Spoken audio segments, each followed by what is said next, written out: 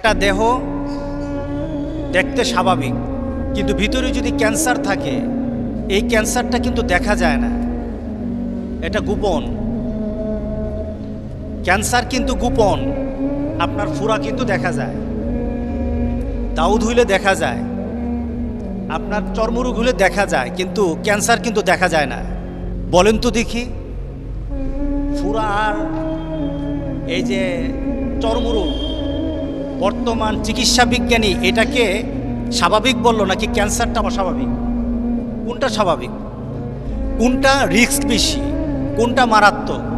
যেটা দেখা যায় না এটাই কিন্তু বিপদ। ক্যান্সার দেখা যায় না, কিন্তু আপনার গায়ের ফুরা কিন্তু দেখা যায়। গায়ের ফুরার কারণে মানুষের মৃত্যুর হার তেমন নয়, কিন্তু ক্যান্সার হলে 100% মৌত। ক্যান্সার হলে কিন্তু 100% মৌত। আজকে আমাদের মুসলমানদের দেশে, আজকে আমাদের বাংলাদেশে ঠিক ক্যান্সার ধরে ফেলেছে, দেখা যায় না, দেখা যায় না ক্যান্সার। সেই ক্যান্সারের বর্তমান নাম হলো ক্যাসিনো। আপনারা জানেন না ক্যাসিনো? সেই ক্যান্সারের বর্তমান সমাজকে ধ্বংস করে দেওয়ার জন্য, আমাদের সামাজিক, পারিবারিক, রাষ্ট্রীয় শৃঙ্খলাকে, নিয়ম নীতিকে ধ্বংস করে দেওয়ার জন্য বর্তমানে আমাদের সমাজে সবচাইতে বেশি মারাত্মক হয়েছে ক্যাসিনো। আমি গত কয়েকদিন আগে ওই যে ক্যাসিনোতে ধরা পড়ল ফকিরাপুর স্পোর্টস ক্লাবে,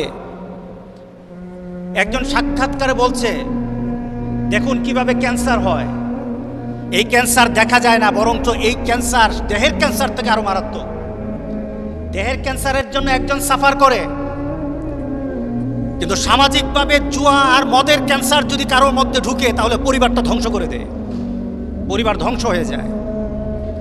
সে লোক বলছে, আমি আস্তে আস্তে এখানে আসলাম, 2000 টাকা দিলাম, কিছু টাকা পাইলাম, 12,000 টাকা পাইলাম, আবার ধরলাম 18,000 টাকা পাইলাম, আবার 18,000 টাকা ধরলাম, 13 লাখ টাকা পেয়ে গেলাম, আবার 13 লাখ টাকা চলে গেছে।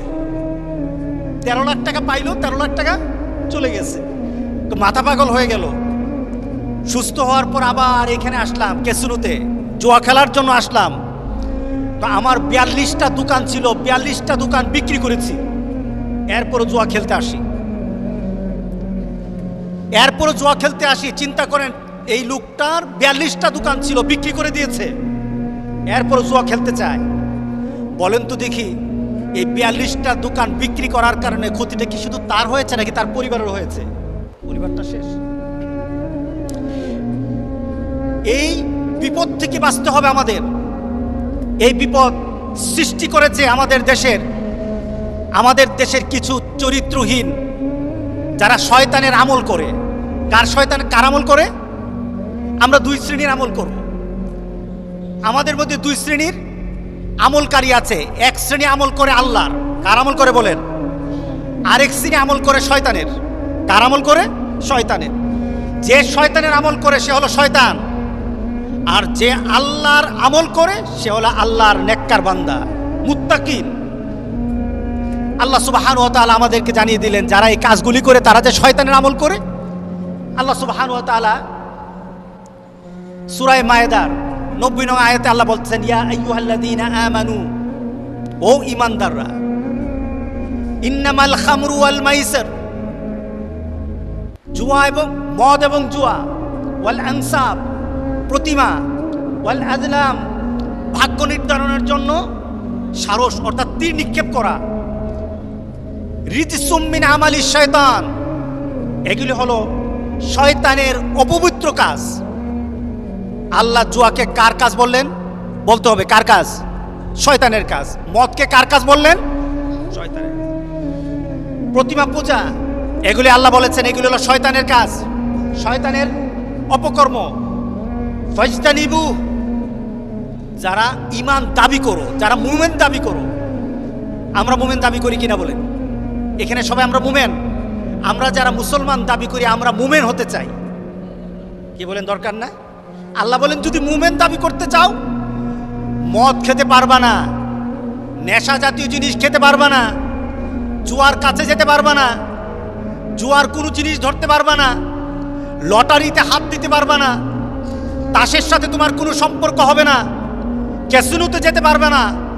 আল্লাহর কসম, যারা ক্যাসিনোতে যায় এরা আল্লাহর বান্দা থাকে না, এরা শয়তানের গোলাম হয়ে যায়। কার গোলাম?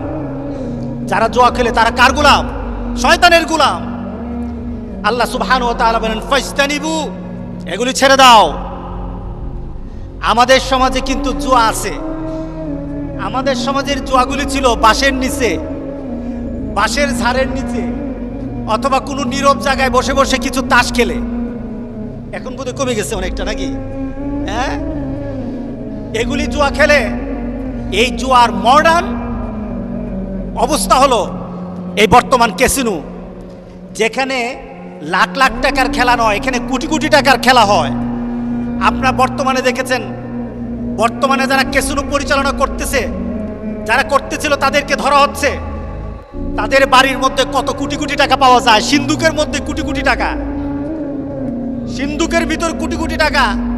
এক একজনের এফডিআর পাওয়া যায় 200 কোটি 300 কোটি টাকা। এরা সবাই জুয়াকির, এরা সবাই জুয়ার আসর বসায় আর নিজেদের সম্পদ বাড়ায়, আর এক শ্রেণীকে রাস্তার ফকির বানিয়ে দেয়। একটা শ্রেণী রাস্তার ফকির হয়ে যায়। একটা লোক আসলো আমার কাছে, এসে বলল, হুজুর, আমার স্ত্রীকে আমার ছেলে গ্রামের মধ্যে দড়ি দিয়ে বেঁধে গ্রামের মধ্যে টেনে টেনে নিয়েছে। কি ব্যাপার? ছেলে টাকা চায়। কিসের টাকা? ছেলে মদ খায় না, নেশাও করে না, কিন্তু প্রতিদিন ছেলেকে যদি 3000 টাকা না দেওয়া হয়, ছেলে তার মায়ের গায়ে আঘাত করে, মাকে পিটায়, মাকে মার গায়ে আঘাত করে। কারণটা কি? ছেলে জুয়া খেলে। জুয়ার টাকা যদি না পায়, ছেলে তার মাকে, তার মার গায়ে আঘাত করে।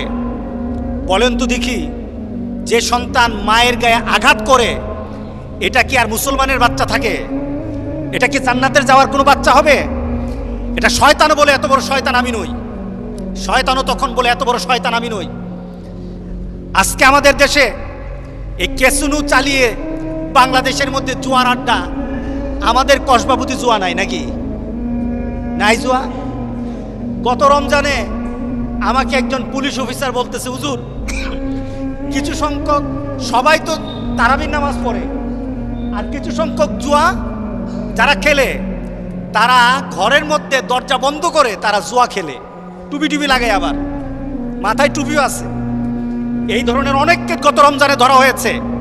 তার মানে আমি বললাম, টাকা কত ছিল? হুজুর, লাখ লাখ টাকা ছিল। লাখ লাখ টাকা ছিল। যেই পরিবারে জুয়া ঢুকেছে, ওই পরিবারটা ধ্বংস হওয়ার জন্য আর বাকি থাকে না। ওই পরিবার ধ্বংস হওয়ার জন্য বাকি থাকে না। আল্লাহ সুবহানাহু ওয়া তাআলা বলেন ফাজতানিবু, জুয়া থেকে বাঁচতে হবে। কেউ যদি জুয়া করে, সে রাসূল পাক সাল্লাল্লাহু আলাইহি সাল্লাম তার জন্য বলতেছেন যে কেউ যদি জুয়ার সাথে, তাকে আল্লাহ ধ্বংস করে দিবেন, তাকে আল্লাহ ধ্বংস করে দিবেন। জুয়ার ক্ষেত্রে আমাদের নীতি নৈতিকতা ধ্বংসের পথে এখন প্রায়। বাংলাদেশে ক্যাসিনোগুলি ধরা হলো। স্পোর্টস ক্লাবগুলি থেকে, বাংলাদেশের স্পোর্টস ক্লাব আছে বাংলাদেশে, আবাহনী, মোহামেডান, মুক্তিযোদ্ধা, এরপরে ফকিরাপুর, এভাবে বিভিন্ন নামে স্পোর্টিং ক্লাবগুলি আছে। ওরা খেলাধুলা করে। কি খেলা? বাংলাদেশের সবাই জানে এরা ফুটবল খেলে, ক্রিকেট খেলে। এরা বাংলাদেশের এই খেলার পরিচয় নিয়ে তাদের একটা ক্লাব করেছে। তাদের অন্য কোনো খেলার উদ্দেশ্য নয়। কিন্তু বর্তমানে ফুটবল খেলা আর ক্রিকেট খেলার আড়ালে তারা কোটি কোটি টাকার ব্যবসা করছে। তারা কোটি কোটি টাকা, জনগণের, গরিব মানুষের কোটি কোটি টাকা। একটা লোক বলল সে সিএনজি চালায়। হুজুর আসছে, আইসা সেরা ইয়েতে বলতেছে, স্যার বলতেছে, পুলিশকে বলতেছে, স্যার 1000 টাকা পকেটে কামাই করে এই 1000 টাকা দিয়ে আমি ক্যাসিনোতে ঢুকলাম, দেখলাম খাওয়া দাওয়া ফ্রি। এটাই তো শয়তানের প্রথম টু। ওই যে চাও ফ্রি, এটাই তো শয়তানের প্রথম প্রলোভন। খাওয়া ফ্রি, চাও ফ্রি। খাওয়ার কত হবে? 100 টাকার খানা, কিন্তু যাওয়ার সময় কিন্তু আপনি লাখ টাকা দিয়ে যান। যাওয়ার সময় কিন্তু আপনার পকেট খালি হয়ে যায়। এইভাবে নিঃস্ব করে দিচ্ছে পরিবারগুলো। সে বলল, আমি সিএনজি চালাই, কিন্তু আমি ক্যাসিনোতে না আসে আমি পারি না। নেশা ধরে গেছে, নেশা চলে আসছে। আর রাসূল পাক সাল্লাল্লাহু আলাইহি সাল্লাম বলেছেন, যেই জিনিসে নেশা আছে ওইটাই হারাম। যেই জিনিসে নেশা আছে ওইটাই হারাম। আপনার নেশা হতে পারে খাদ্যের মধ্যে, নেশা হতে পারে আপনার তাসের মধ্যে, নেশা হতে পারে আপনার জুয়ার মধ্যে। রাসূল পাক সাল্লাল্লাহু আলাইহি সাল্লাম সকল ধরনের নেশাকে হারাম করেছেন। কারণটা কি? একটা মোমেন যখন নেশাতে ঢুকে যায় তখন সে আল্লাহকে ভুলে যায়, তখন তার ইবাদতকে ভুলে যায়, তখন তার নামাজ ভুলে যায়, তখন তার জিকির ভুলে যায়, তখন তার বাবাকে ভুলে যায়, তখন তার স্ত্রীকে ভুলে যায়, তখন তার নিজের কর্তব্যকে ভুলে যায়, তখন সে অমানুষ হয়ে যায়, একটা পশুর থেকে আরো খারাপ হয়ে যায়। ঠিক না? একটা পশুর থেকে খারাপ হয়ে যায়। যে লোকগুলি তাস খেলে, আল্লাহর কসম খেয়ে বলি, যেই হাতে তাস উঠে ওই হাতে আল্লাহর জান্নাতের কোনো নাজ নেয়ামত উঠবে না। যেই হাতে তাস উঠে আর যেই হাতে জুয়ার টাকা উঠে ওই হাতের মধ্যে আল্লাহ সুবহানাহু ওয়া তাআলা জান্নাতের কোনো নাজ নেয়ামত দিবে না। মনে রাখতে হবে মুসলমান, আমরা জান্নাতের জন্য জন্ম নিয়েছি, দুজুকের জন্য জন্ম নেই নাই। কি বলেন? আমরা কি দুজুকে যাব? জুয়াখুর, মদখুর, ওই যে আছে নাকি সম্রাট, নাম হয়েছে সম্রাট, আটা যে কে শামীম, এটাকে দেখলে মনে হয়, এটাকে দেখলেই মনে হয় এটা বোধহয় এই কাপড় ছাড়া পাগলের একটা চেহারা, যেমন পাগলের চেহারার মতো ডিজেবল মনে হয়। কোটি কোটি টাকা, কোটি কোটি টাকা তার। সে নাকি তার অফিসে গেলে রাস্তাঘাটে তার খালি করে দেওয়া লাগতো। কত পাওয়ার তার, কত ক্ষমতা তার। অর্থের কারণে, জুয়ার কারণে তার কত ক্ষমতা বেড়ে গেছে। তাকে কি জিজ্ঞেস করেন তো, ভাই তুই মরার পরে কই যাইতে চাস? ওরে জিজ্ঞেস করেন, সম্রাটকে জিজ্ঞেস করেন। ওই যে আরেকটাকে ধরা পড়ছে কি জানে, ওকে গিয়ে জিজ্ঞাসা করেন যাদেরকে ধরা হয়েছে, তোরা কোথায় যাবি? তারা বলে, না আমরা তো মরার পরে জান্নাত যেতে চাই, মরার পরে দরকার হলে খতম পড়ামু, চেহালাম করব, এরপরে দরকার হলে চল্লিশা করব, যত আছে সব করব, তবু জান্নাতে যেতে চাই। কথা ঠিক না? আচ্ছা বললেন, জান্নাত কি আমার নিয়মে হবে নাকি আল্লাহর নিয়মে হবে? জান্নাত কি আমার চিন্তাতে হবে নাকি আল্লাহর চিন্তাধারায় হবে? মুহাম্মদুর রাসূলুল্লাহ সাল্লাল্লাহু আলাইহি সাল্লামের নিয়মের বাইরে চলে কোনো ব্যক্তি জান্নাতে যেতে পারবে না। আপনি যদি হিন্দু হন, আপনি হিন্দুয়ানি চিন্তা নিয়ে চলেন। আপনি যদি খ্রিস্টান হন, খ্রিস্টানের নিয়মে চলেন। কিন্তু এই কথা বলা কোনো মুসলমান বলতে পারবে না, এই কথা বলতে পারবে না যে তাস খেলা দিয়ে আমাদের সন্তানগুলিকে আমরা বড় কোনো পাপ থেকে ছোটর দিকে নিয়ে আসি। বড় কোনো পাপ করবে না তাস খেললে। বড় পাপ করবে না মানে কি? যে একটা ছেলে যদি জুয়ার মধ্যে বসে থাকে, তাসের মধ্যে বসে থাকে, যে চিন্তাই করবে না, নারী দর্শন করবে না, এর জন্য আমরা জুয়ার মধ্যে বসায় রাখি। আচ্ছা বলেন তো দেখি, কোনো খারাপ ছেলেকে ভালো করার জন্য, জুয়া থেকে বাঁচানোর জন্য তাস দেওয়া লাগবে নাকি আল্লাহ রাসূলের নিয়ম তার মাথার মধ্যে ঢুকাই দেওয়া দরকার? বলেন কি দেওয়া দরকার? আজকে আমাদের সমাজের অনেক সমাজপতিরা বলে যে আজকে যদি ক্লাবের ছেলেগুলিকে তাসের বান্ডেল দেওয়া হয়, যদি তাসের বান্ডেল তাদেরকে যদি দেওয়া হয়, তাহলে তারা চিন্তাই করবে না, তারা রাহাজানি করবে না, তারা মানুষের উপর অত্যাচার করবে না। আর ইসলাম বলে কোনো ছেলে যদি খারাপ কাজ করে তাকে আল্লাহ এবং রাসূলের চিন্তাধারা তার মাথার মধ্যে দেওয়া দাও, সে জান্নাতে ঢুকে যাবে। কথা ঠিক আছে কিনা বলেন? পার্থক্য কতটুকু আমাদের চিন্তার, আমাদের যারা সমাজকে পরিচালনা করে তাদের সঠিক চিন্তা আমাদেরকে আনতে হবে। আজকে কেসুনু দিয়ে আজকে জুয়া দিয়ে আমাদের সমাজটাকে ধ্বংস করার পথে চলে আসছে। আবার কথা শুনতেছি যে কেসুনু এটা বৈধ ছিল না, এটাকে কিভাবে বৈধ করা যায়, এইভাবে একটা নীতি নিয়ে আসতে হবে। আল্লাহর কসম খেয়ে বলি, যদি আমাদের সমাজে অবৈধ হারাম জিনিসটাকে, যে হারামটা করেছেন আল্লাহ, হারাম করছে কে? বলেন কে হারাম করছে? জুয়াকে। এটাকে যদি বৈধ করা হয় তো আল্লাহর গজব নেমে আসবে আমাদের দেশে, আল্লাহর গজব নেমে আসবে আমাদের দেশে। ও মুসলমান, আজকে জুমার দিন সবাই তো নামাজ পড়ে, ওই নামাজের মধ্যে মদখুরও আছে, আবার জান্নাতিও আছে। ওই নামাজীদের মধ্যে, মসজিদগুলির মধ্যে জুয়া খেলার মধ্যে যারা নিজেদের অর্থ হারিয়েছে, জুয়া ছাড়া বাড়তে পারে না, এমন মানুষও কিন্তু আজকে নামাজ পড়বে না।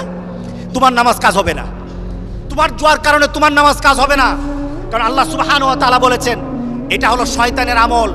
যারা জুয়া করে তারা হলো শয়তানের আমল, আর শয়তানের আমল যারা করে তারা আল্লাহর আমল করতে পারবে না। আজকে আমরা সিদ্ধান্ত নেব, আমাদের সমাজে এই ধরনের পরিবেশ যদি হয়, জুয়া আমাদের সমাজে আছে কিনা বলেন তো দেখি, আছে কিনা? আমাদের সমাজের ছেলেরা জুয়া খেলে না? দেখবেন আপনার বাড়ির পাশেই জুয়াওয়ালা আছে, জুয়া খেলার মতো ছেলে পেলে আছে। আপনার পরিবারের মধ্যে, আপনার গ্রামের মধ্যে মদখোর আছে, কেন আমরা বলতে পারি না? কেন কথা বলতে পারি না? কেন আমাদের হিম্মত হয় না? হিম্মত হয় না একটা কারণে, জুয়াগির আর মদখোররা সমাজের মধ্যে এমন সন্ত্রাস করে যে সন্ত্রাসের ভয়ে যারা ভালো মানুষ তারা কথা বলে না। তবে আমি বলে দেই, যদি ভালো মানুষরা মুখ বন্ধ করে থাকে, কাল হাসুরের দিন আল্লাহর কাছে বুবা শয়তান হয়ে দাঁড়াতে হবে।